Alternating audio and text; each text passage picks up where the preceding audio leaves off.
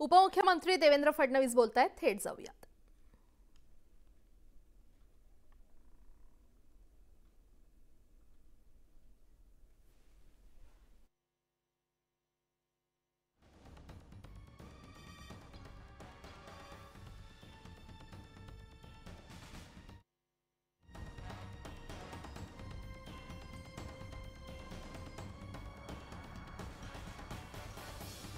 पण शेवटी अंतिम निर्णय आमचं पार्लमेंटरी बोर्ड किंवा आमची इलेक्शन कमिटी ती घेते, त्यामुळे त्याबद्दल यापेक्षा अधिक मी काही सांगू शकतो नाही। हर्षवर्धन पाटलांची नाराजी दूर झाली आहे का?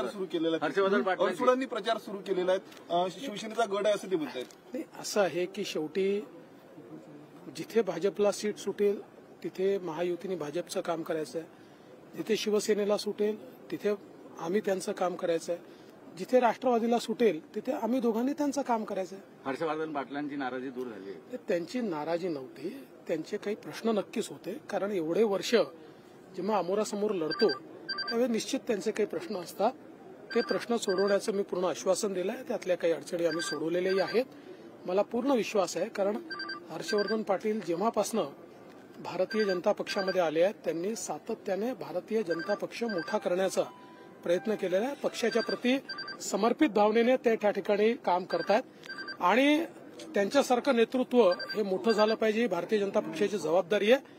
म्हणून मी आपल्याला एवढंच सांगतो की मला पूर्ण विश्वास आहे, पूर्ण ताकदीने हर्षवर्धन पाटील हे आमच्या महायुतीच्या उमेदवाराचं काम करतात। मोहिते पाटलांनी प्रचार सुरू ठेवला। मोहिते पाटील एकदा निर्णय झाल्यानंतर सगळ्यांनी मोदीजींना पंतप्रधान करण्याकरता जो महायुतीचा उमेदवार असेल त्याच्यासोबत काम केलं पाहिजे।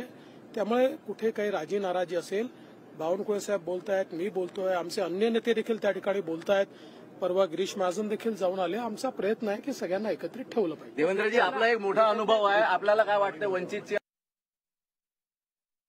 सांगू शकत नाही, ते लोक सांगू शकतात। माझा अनुभव काय म्हणतो?